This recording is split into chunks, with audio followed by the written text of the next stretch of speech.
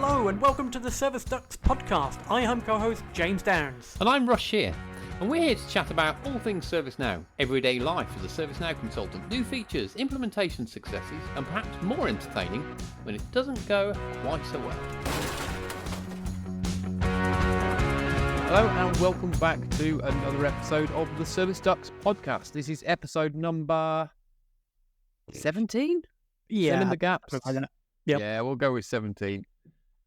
Today we're going to talk about how or what tips do we would we say, James, to help people bag their first ServiceNow job.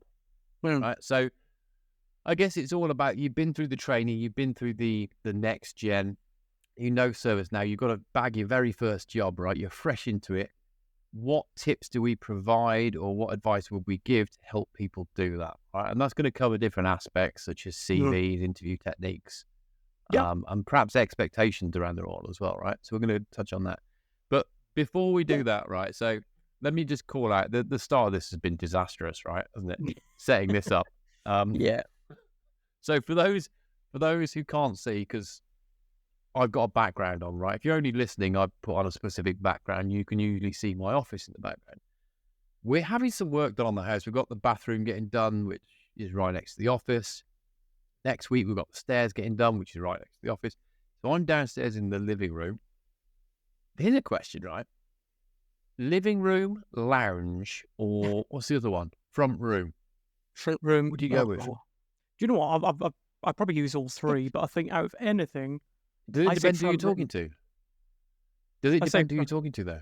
You're front room. Yeah, I think I'll go with front room. I don't think I'd ever say lounge. No, I never say lounge. No. Living room, yeah, living room I'll go with. Lounge, I don't think I'm a lounge person. Yeah. Nah. So I'm drinking Diet Coke again.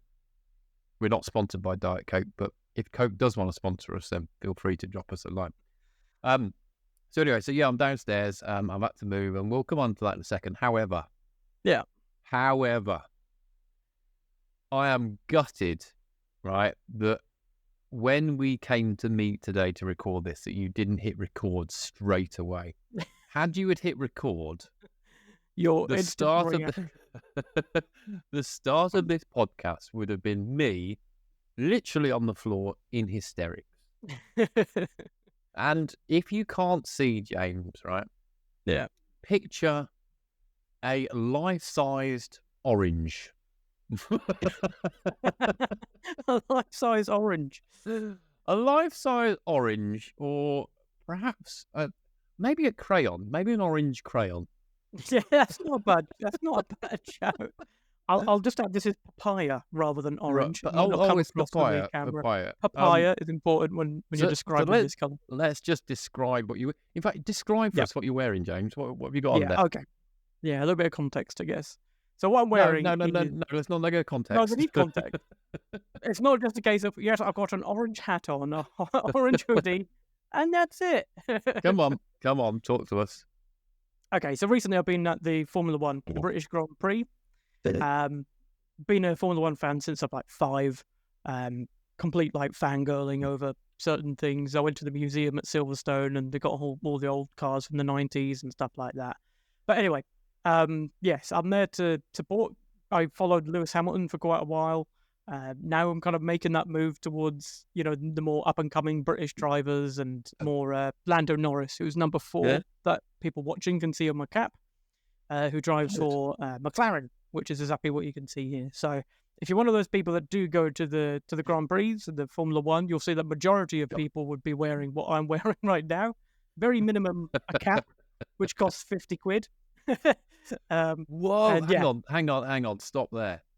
The cap that you're wearing, right, let's just describe it, is an orange baseball cap with a black peak. Black peak. That was £50. This was £50, yeah. Well, bear in mind that even the food and drink at the venue was, you're talking about, £10 for a burger, £5 for a bottle of Coke. So bear in mind, this podcast topic is around helping people to get into the ServiceNow job and to almost talk to them about expectations around salary. And we all hear that, it may be massive.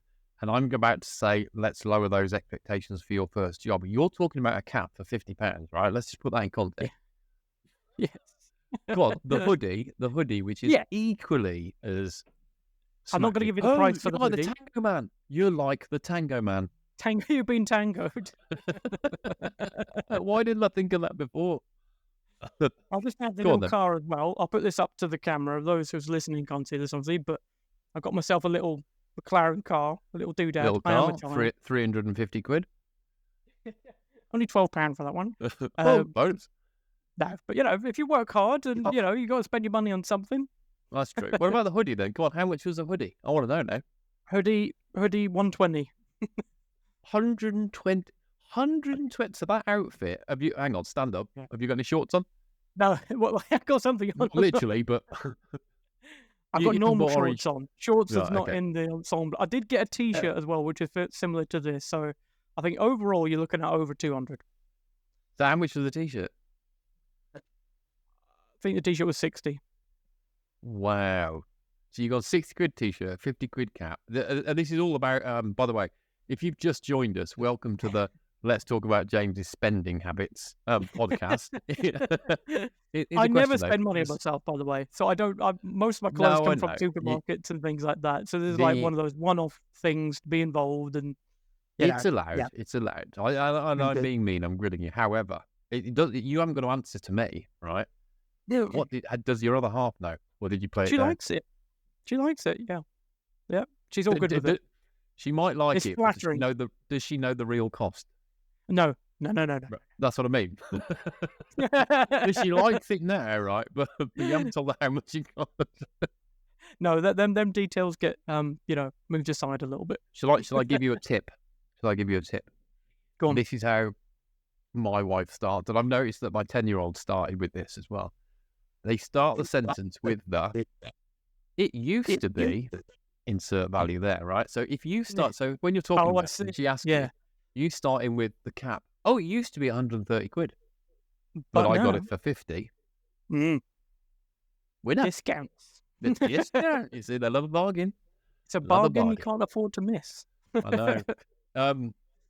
But yeah, we digress. So yeah, no, you're looking good. You're looking trim. It suits you. I'm quite jealous. Being tangoed. So how was it then? It wasn't a work event, no? No, it was a work event. I went with my mates. We've been planning it for a while, and I've never been to the British Grand Prix. The only one I've been to is actually in Italy, the Monza one, which was equally as good. Yeah. But no, it's a really good event. I was there primarily because my friend's 40th was last year, so we booked this one in a lifetime sort of things, and yeah, it was very good. There was a lot of entertainment around the circuit, and like I say, lots of food and drink and Ferris wheel, and there was Rudimental and different Black-Eyed Peas who were playing on stage and stuff. Oh, really? So, did you have a boogie? Yeah. I bet you did. You look like a boogie. No. Not even in your orange cap. No. A boogie and Tango Man. No. So what work-related stuff have we been doing since we last spoke? Well, since I last spoke, so a few things. So I've been, so the thing I've been talking about recently about CMDB and cleaning up the CMDB and doing like regular checks. That went live last week, which was good. So we're now, push that into production. It was about 4 months in the way in, so a lot of work went into it, and a lot was. I've got a question on this. Yeah, this is relevant to something I'm doing at the minute around CMDB. I don't want to say health, but it's around service population. Yeah, population of services and stuff. Yeah. Have you got so one of the ways in which you can monitor the health or the correctness, completeness, or whether you've got the right fields in the right classes, is via the CMDB health dashboard. So have you stood that? Is that something you've used in the project? Have you stood that up? And not only have you stood it up in terms of saying this classes requires these mandatory CIs, mandatory attributes, have you gone a step further that says, and this is for the CMDB manager role, this is the person that's going to manage it, and this is how they, you know what I mean, the whole process, shebang. Yeah, and for this particular customer, they have like a centralized unit or a CMDB team who are the ones responsible. Yeah. But what they will be moving to eventually is more of like a federated model where the Yes. different Yeah. technology owners will be owning their portion of the CMDB, which is what we're really pushing. And there's a lot of OCM and training and stuff that you have to do as part of that to get them onboarded with that idea. Yeah. But It makes sense though. yeah, no, we definitely utilize the health dashboard. Yeah. But this goes beyond that. It goes a lot more into more data quality rather than just Yes. population. Yeah. Should this be connected to this? Rather than, ServiceNow might say Relationship-wise, it's yeah. absolutely fine, but is it CSDM compliant? Is it what you're expecting? Is it so you end up kind of fixing a lot of things that you put in through like integrations or even discovery out of the box. You'll find patterns which are not CSDM compliant or goes against what they're suggesting. No, that's a good takeaway for me actually, because it's you're quite right. So CMDB health, yeah, have you got the right attributes in? But it's also the relationships. It's not necessarily, yes, technically it's are the relationships in place, but actually you're right. The tagline is it CSDM compliant? I suppose. I like that. I might be stealing that. Well, it's fine. Well, the ultimate value really is the biggest leader for doing this is around the service impact. So you mentioned around services and populating services and being on that kind of maturity journey of going from these kind of manually managed app services to a more dynamic or automated service mapping. And you can't get from one point to the other really quickly. You have to have like a maturity journey going into it. And obviously it's going to benefit everyone on the platform once it's done. So no, that's interesting. Yeah, I'm taking that and I'm stealing it and I'm going to pass it off as my own. Yeah, okay. No reason.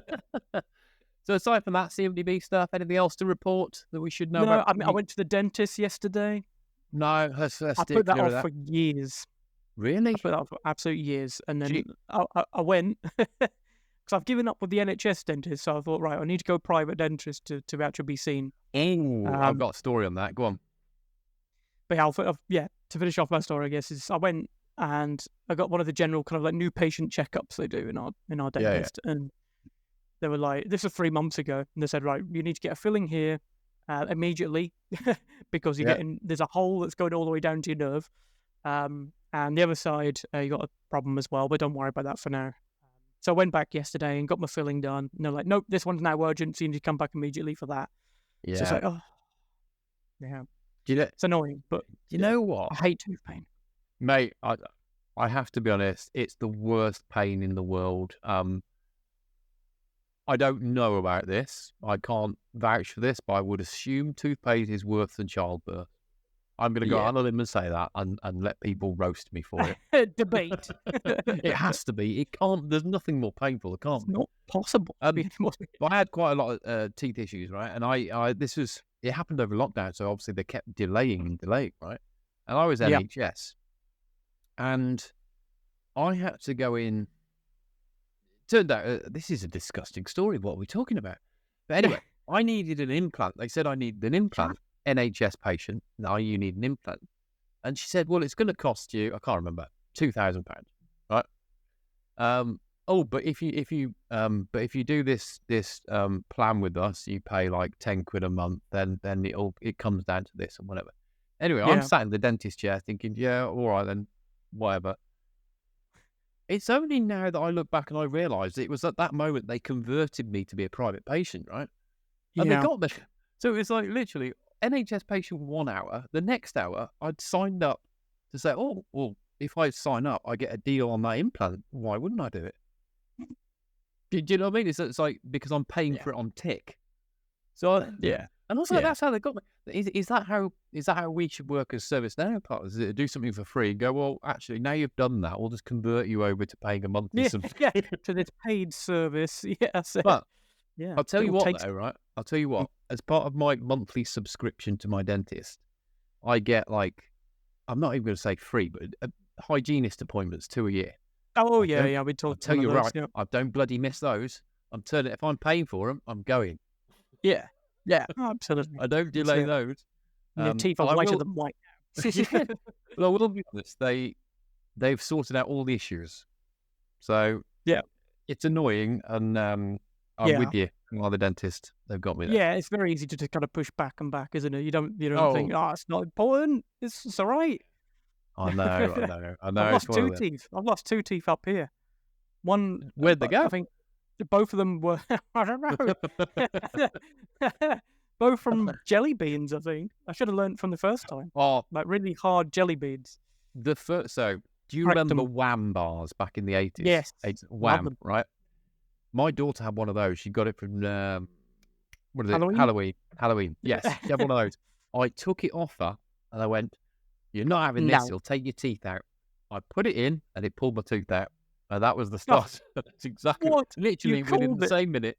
I went, "You're not having this. It'll take your teeth out." And I ate it. It took one of the tooth out. Anyway, Oh, that's so I'll unreal. tell you what I've been up to this week rather than What have you been doing? teeth horror stories. That's it. What's the call out? So yes, I'm downstairs. I'm in living room, new setting, new office look. I like it. Yeah, I like nice, it. Nice white screen there. Plum. Bathroom guys are in, so it's quite noisy. Work-wise, I've been playing with ITOM. So we've been doing some stuff around event management, alert management, event rules, alert management rules, but not on the standard, typical IT technology. So different kind of operational technology. So that's been different. Okay, That's good fun, actually. That's good fun. So having some, I like the fact you've got to challenge yourself and come across issues that you may not have seen before because of different techs. So that's still good. storing stuff in the CMDB, still matching and doing that binding with nodes. Yeah, absolutely. Do you know what? I've been on many projects now over the years where the CMDB is not, and maybe this is a podcast in its own right? The CMDB has kind of gone from this IT place to store stuff with relationships to, hey, we can store other stuff in there now. You know, they're doing like, you've got points of sales and, manufacturing operational stuff. You've got telephony in there. But it goes further than that. You can put other stuff that I can't think of right now. Other stuff in there to build out a CMDB. So yes, it's the same concept, but just different nodes, I guess. Nodes, CIs. Interesting. So is that event stuff? Is that with observability as well? Is it that side of things, like Dynatrace sort of thing? Or is it just pure like event alert? There's multiple phases to the project at the minute. It's just event alert incident. Yeah, there's different phases. And in true agile, we're kind of doing it. I can never say the word. Say it for me. Iteratively. Iterative. We're iterating. Yes. We're iterating. Iterating for a step. So the other thing I've noticed that I've been looking, and you might have seen some comments I put on LinkedIn around this, and it's a real bugbear of mine this week and last week, is there is an increased amount of chat GTP fluers. Someone posted a comment and they put chat GPT fluers, and I liked it, right? Logically liked it, but although I thought, oh, that's a nice phrase. Or A influencers, Gen A influencers. I don't know. There must be a term. There's got to be a better term. The point is, let me rant for a second. The point is, there is an increased number of people that are painfully obviously going to ChatGPT, writing in a phrase, copying the whole thing and putting it on LinkedIn. And I'm going to say it right now, that's not acceptable, right? Because one, it's not being sense checked. Two, some of the information from ChatGPT, you've got to remember, this is only trained up to 2021, right? So it's not up to date. Yeah. And you've got people that are less experienced, perhaps, are reading it and going, yes, that's good, thanks. Yeah. I'm not convinced, one, LinkedIn is the right place to put things like code snippets and whatever. I'm not convinced it is. I don't know. But it is kind of like, is it archived? How do you search for it? Is it useful, or is it you just happen to see it at the point in time, in which case it might be useful, but you can't look back? I don't know. But for me, your problem isn't in using ChatGPT. No. Your point is it's okay to use it. It's just sanity check it and make it more personable. Hey, right. We said this right at the start. These tools are going to be with us and we need to learn how to use them. Yes. And I think they're fantastic. I'm not a hater, don't get me wrong. Yep. But I think you need to learn how to use it. I think you need to understand the subject topic that you're talking about And if you don't, that's why you can use ChatGPT to educate yourself, but then put in your own words. If you can't explain something within 3 sentences to a child, then you probably don't understand it enough, right? So my bugbear is the copy and paste and put it in. And you can tell it's been copy and paste. And the last 2 weeks, I've noticed other ServiceNow industry technical people calling those out, saying, hey, we know that's ChatGPT. And I think all that's going to happen is if people continue to do it, they're just going to get unfollowed. I've got a 3-strike rule now, right? If you were to put a ChatGPT thing on 3 times in a row, I notice that you're getting unfollowed, disconnected, not interested. Yeah, but what if it was obviously ChatGPT written, but the content was good? Is it still a problem? For me, yeah. Yes, it is. Because I can do that. It doesn't mean to say I've understood it. Yeah. But if it's useful information to be shared or worded better than you possibly could. No, not happy. No. ChatGPT, if you're going to do that, take it off, readjust it, add it to LinkedIn. That's fine. Put your own brand on it. That's the whole point of social media. You cannot, in my book, copy and paste from ChatGPT into LinkedIn. Don't care. Yeah. If you want to take me on, send me a comment, send an email in, I'll have a conversation about it. No problem. I'm annoyed. Yeah. I think when it goes as far as social media, I think I completely agree with you about it's you. It's not you. It's not a picture of a robot on your picture. Yes. It's you that you're representing. But it should be your ideas. Let me not downplay what you said there, because you raised a good question that I hadn't thought about. Is it okay to take it off ChatGPT if it's useful and post it into LinkedIn? Is that okay? If it's useful? And my gut reaction is no, it still annoys me. And I don't know why. I can't tell you exactly why, but it still annoys me because you've got people out there. I could name a few: Jay Spencer, Robert Frederick, Alan, Andreas, posting, and Tim Woodruff. There's loads posting useful stuff, but you can tell they've thought about it themselves, right? There's some thought behind it. I guess it's thought leadership, right? You can't just copy and paste from ChatGPT and say that's my thought leadership over and done with. Is that what you're following for? You're following people for them and their original thoughts. Yes. Rather than following people for a copy and pasted answer that you could have got by just asking ChatGPT. Absolutely. Yes, I like that. We'll go with that. But you asked a good question I hadn't thought about, but I'm still annoyed by it. Yeah, I'm still not sure what my position is on it, to be honest. I mean, I know what you mean. You can obviously see it when it happens. Yeah. It doesn't particularly annoy me. Or maybe it's something that people just need to get used to as well, perhaps. Like, we're going to see it more and more often. And a lot of social profiles are going to be AI-driven. You're right, though. You're right. How are you going to tell the difference between, in years to come, how are you going to tell the difference between James, the orange Tango Downs, and unless you actually know me, you would know me, and you'd call me out straight away. It's like, what you've done there? Yes, copy, but that's not you.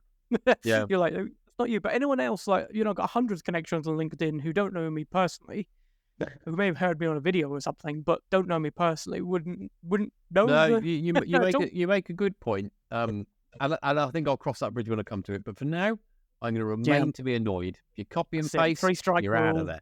You're warned. Let's get back on topic. So, anyway, so I've been having a lot of conversations with various people in multiple different countries, right, around the whole next gen thing. Because I think I've said before, it intrigues me how we go from this ServiceNow behemoth that says, well, I want to train 1 million people in 12 months or whatever it is, right? And they've got different mechanisms to do that. You've got next gen, rise up, different apprenticeship, externship kind of things going on. And it's intrigued me that people come out of this training brand spanking new and go, right, let's get a job, rub their hands together. Yeah, and I'm ready. Yeah. It's kind of, how do people make that jump? How do they land that job? And what jobs are out there for them to land? Because we're getting people, it's okay to say, yes, these people are trained, but are the jobs there for them to walk into? Okay. Yeah. And the way I'm looking at this, and this is, again, I've had multiple conversations, is that there's not always that buoyant market that we're led to believe out there ready for those people to walk into, right? So how do you how do you walk out of the training and get yourself in such a position you are best placed to bag a job in ServiceNow? Yeah. Okay. So that's the topic for today. It's a good one. Say, it's an interesting one. Well, it's something that is intrigued me a lot. And the one thing that I've spotted with jobs that are available is a lot of places are asking for experience now, right? I need 2 years experience on the platform. Yeah. Yeah. You know, if you think about, everything's moving faster nowadays, isn't it? Everything's going quicker. People want more. Yeah. They want lots of things and they want it quickly. Are they expecting, to say, yes, okay, we'll take someone with no experience and train them on the job? I would suggest probably not, because they want stuff done quickly. You want some educators, some experienced people in.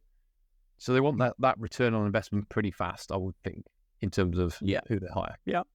And would you say that the lay of the land's kind of changed since when we first got involved with ServiceNow? I think it has, but I think the message hasn't. I think the message is still the same, right? I think there's still, let's face it, right? We've been in the industry for over 10 years, and I think it's always been, the market's been quite buoyant for ServiceNow.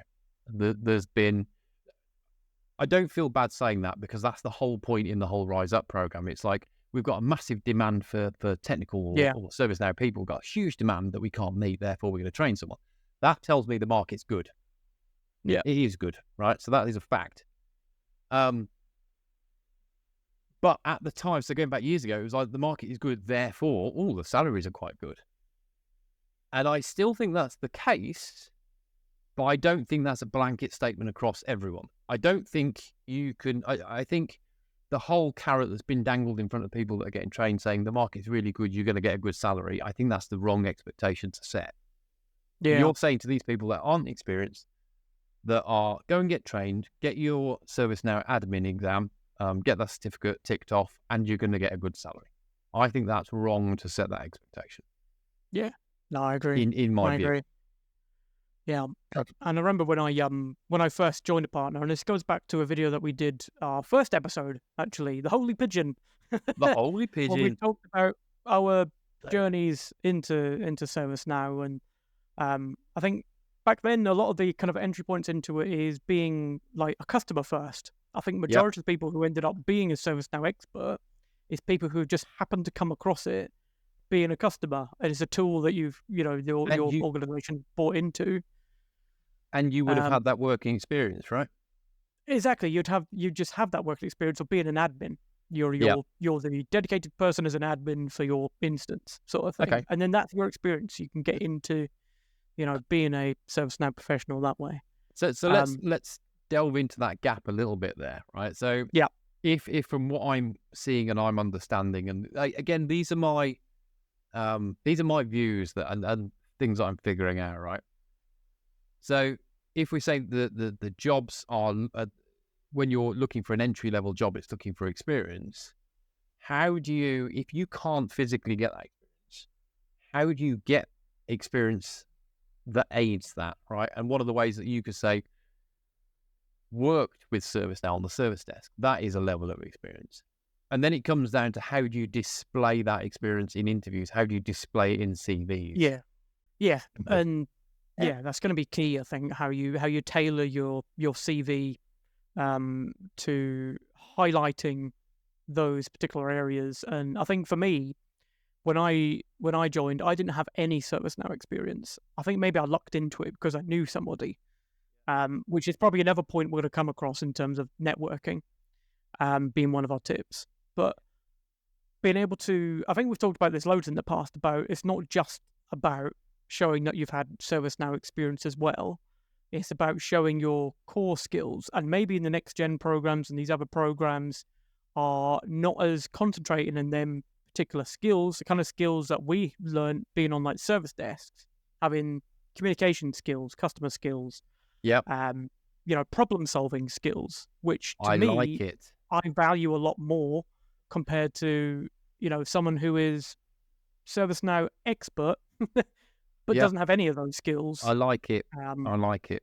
So So let me see if I can just phrase that slightly differently. So Yeah. what you're saying is, it's about, you might not be able to get ServiceNow direct experience, right? So let's say the job, you come out of next gen, you've got your Yeah. qualification, or any other training program, not just next gen. You got your qualification. You go for jobs that says entry level or X amount of experience, that you may not have ServiceNow specific experience, but you will have transferable skills that you can display. And Yeah. I think that's a massive key. So in terms of your CV, and certainly the interview process, focus on the positives that you can bring to the table, not on the things that you haven't got, not on the, oh, I haven't got ServiceNow experience, oh, I haven't much around Yeah. this CMDB much. Focus on the transferable skills that you do have. Have you worked in a customer service role? You know what I mean? How does Yeah. that transfer to customer service module or application in ServiceNow? Yeah, exactly. How does it help you Yeah. understand that more? Do you see what I mean? Have you worked in a warehouse, therefore you understand a bit more about hardware asset management than many people? Yeah.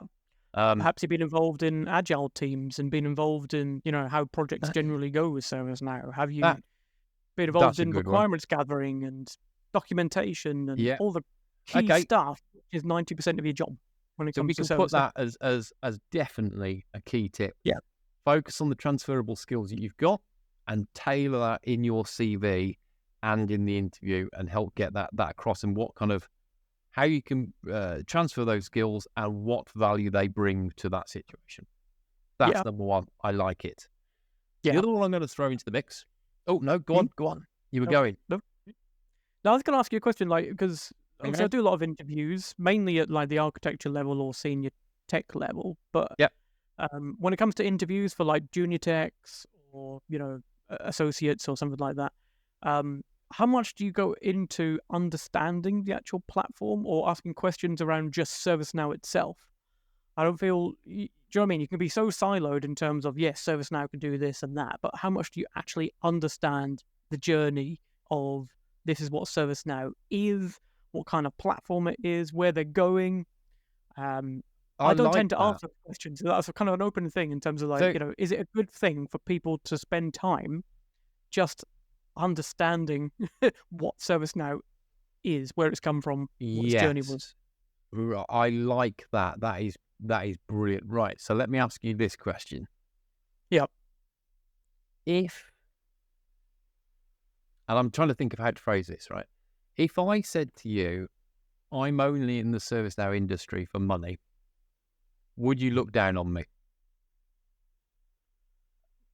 Yes. Right. Okay. I would. Yeah. So I'd understand. Yes. No, exactly. You'd understand. But I think those of us who are in the ServiceNow industry are passionate about ServiceNow. It's like some weird cult. It is like a weird cult, right? I feel weird saying that, and part of me doesn't even like it, but I'm going to do it anyway. But I think those of us that are in the industry are really passionate about what we do, and I'm yet to meet someone that hates doing what they do. I think we all enjoy it. Yeah. So the reason I asked you about the in it for money is because I think that people should display how they are passionate towards ServiceNow. Yes. So if you're coming that straight probably into the sums up my industry, point quite nicely, actually. Yeah. You're coming into the industry and going, oh, okay, I want to bag this job. For me, you've got to display your passion for the platform to whoever's interviewing. Yeah. Because if James and I are like that, the chances are the person that's interviewing is exactly the same. They're going to respond to that passion. Yeah. It's like Guy Martin. Do you watch Guy Martin? No. So Guy Martin does Audi TT racing, but he's like an engineer and does things like does speed challenges or whatever. He is the most passionate, enthusiastic guy you'd ever meet. And even if you don't like motor racing or TT racing, you can't help but get enthused what he's talking about because he's so passionate. I think that's another top is this tip. part of the problem for us? Because, this is a very difficult question to ask, like, those in the Next Gen program, or why are you there? Why are you doing the program?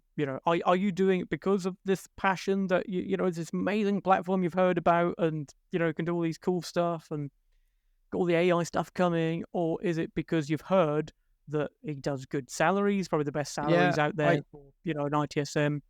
I think only the people that have been through the course and that are in the process can answer the why. I think that's a good. What would be your gut reaction, though? Would you say it's What do you mean? 50-50? What's your gut reaction in terms of people who, how many people as a percentage are in it for the money, or they do? Why do I think people do it? I think the initial pull is probably to do with the salary. Yeah. My gut reaction. But again, So, I'm basing that on no facts at all, by the way, people. You can have both, can't you? You can be passionate and still be, enthused by having good salaries. But if you've been through the course, right? Let's say you were pulled initially to do the course based on salary. Someone's told you, this job, or go for this industry. It's well paid. I think one, you need to lower your expectations. I think that will come like it will with any other industry. But you have to work hard at it, right? You have to be passionate about what you do, along with anything. If you're going in it going, I'm going to get a good salary straight off the bat, I think lower expectations straight away. But I think you won't, nothing in life, I mean, you'll get pulled into something based on salary, right? But are you going to stick at it just because of that, or because you actually start enjoying it? Yeah. Do you see what I mean? It's a wider question generally. It's not just this particular profession. This is just my opinion. We've got transferable skills, highlight those. Lower your expectations initially. Yeah. Would be another key one. Yeah. And I think display your passion for the platform. That's a brilliant one. Would be one of mine. What about in terms of looking for the role? So again, if you think about how you look for a role, let's say you come out the course, whatever it is, where do you start your search, right? Because my default would be probably I'd have a look on LinkedIn. I don't know whether things like Read or Total Jobs is a thing anymore. Probably not for our industry. I don't know. Yeah, probably not as common. Yeah, LinkedIn. Well, I would contact the recruiters I know, but that's because I know of them. If you're fresh into it, you don't know of any, so you're probably just going to go on Google ServiceNow jobs. Yeah. So a part of this is not just tailoring your CV; it's tailoring your personal profile on social media platforms as well, so you can be found. And tailoring your search criteria. Yes. Yeah. So if I Google, I mean, I'm going to do it now.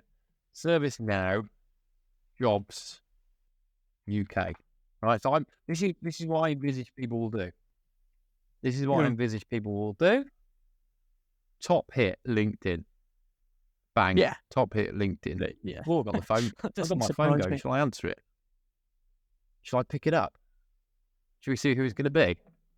Live call. Let's see if there's anyone from next year. Just in case. Ready? Hello? Hello? Yes. No, that's all right. I'm okay. Thank you. Right. That was Carphone Warehouse. Oh, I didn't think that was still a thing. Yeah. Anyway, sales call. Sorry. You're doing an upgrade on your phone. It was that. I was like, no, you're all right. And then they hang up on you when they realise, I'm not going to scam that guy.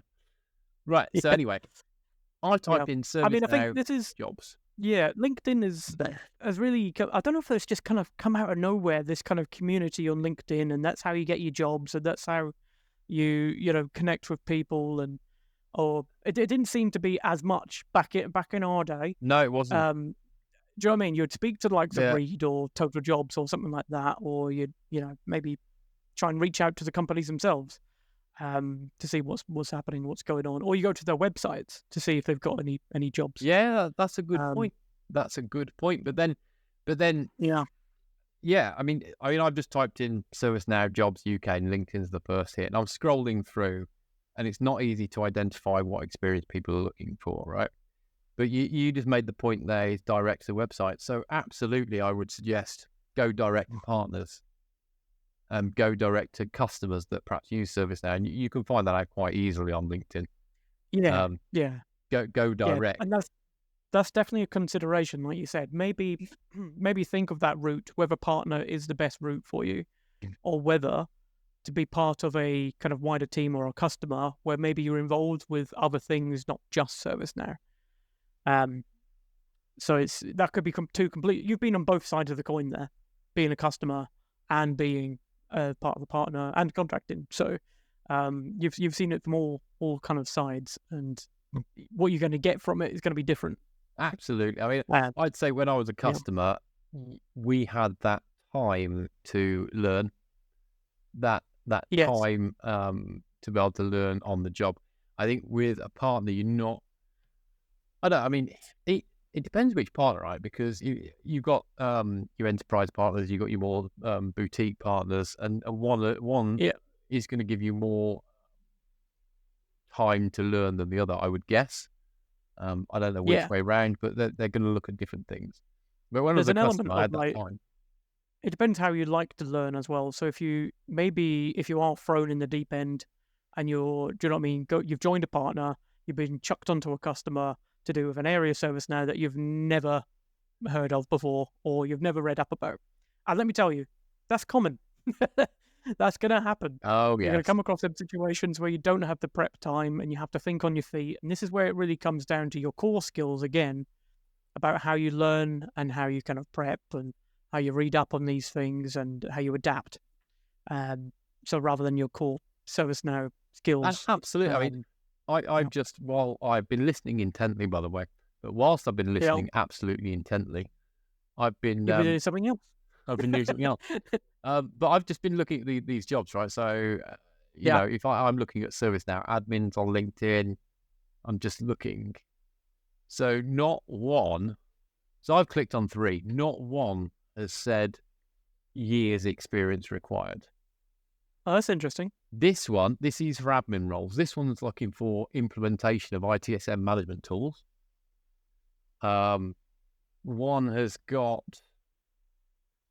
One's got experience of SN admin or similar. Again, if you've been like an Azure admin, maybe you can probably make that transferable skill. One's got, demonstrated, so designing and developing process-based solutions. Again, if you worked in McDonald's and perhaps implemented a new way of replenishing the straws, you could sell that in an interview. So I think it's about how you look at these criteria and kind of tailor them for what you've previously been doing. So I think anyway, before I get too distracted on that, I think we need to start wrapping up. I think for me, the key points are this. I think coming straight into the industry with no ServiceNow background or experience, I think one, highlight the transferable skills that you have got and do so on your CV and within an interview. 2, really display passion about the ServiceNow industry. Talk about what apps you've built. Talk about different issues or challenges, and that's a good one. It's an outcome-based delivery. So not just on your CV. I don't know. I implemented a new straw process for McDonald's. It's why and what did it achieve? So it managed to achieve a 2-minute reduction in turnaround time for the drive-through window. What's the outcome? Think about the kind of the why, right? I think reset expectations around I'm coming into the ServiceNow industry. This is what it means, and this is the journey it's taking me. It's not just a quick fix. I think just understand that you're on a journey. You're on a journey. It's the same with my kids. My kids watch TV, right? They get really annoyed and frustrated with adverts because they're used to Netflix, they're used to Disney, they're used to Prime. Prime still has adverts, but they're used to things happening so quick. They've got no patience for a delay. So I would say realign expectations in terms of what job and salary to come out with initially, and that'll come. And I would say look in terms of when you're searching for a job, don't just try LinkedIn. There are other ServiceNow job websites out there, but also I mean, I've just done a hit in ServiceNow, and I've got LinkedIn with ServiceNow. I've got over 40 pages, right? Yeah. So perhaps start refining it based on words like admin or sysadmin or administrator or entry or something like that. Otherwise, you're going to get lost in things like specialist, technical lead, you know what I mean? Technical consultant, probably a bit too high. Yeah. What I would say is if you are listening to this, watching this, and you are one of those people who are looking to bag their first ServiceNow job, get in contact with us. I think speak to people. Networking was another thing we haven't really touched on too much, but Yes, speaking good to point. people and getting opinions of people who are in the profession for years, people who do the interviews, day in, day out, and will be able to guide you in terms of how you should tailor your CV, how you should present yourself, how you should showcase your, your skill sets. And equally, for any recruiters that do watch this, and I know on LinkedIn a lot kind of follow our page as well, and plug. If you don't follow us on LinkedIn, please go ahead and do that. Yeah. But yeah, any recruiters out there who are maybe even specialize in this particular area and finding, first jobs for ServiceNow professionals, just reach out to us as well. It may well be that we can help you find these people, or help you help them in finding their first job. So yeah, reach out. Okay, so thank you for listening to and watching our podcast. I've been James. And I've been Russ. This has been the Service Ducks. That's all for today's podcast. Thank you for listening, and if you want to get your question answered by the Service Ducks, get in touch through Talk to the Duck at service-ducks.com, or just use one of the links below.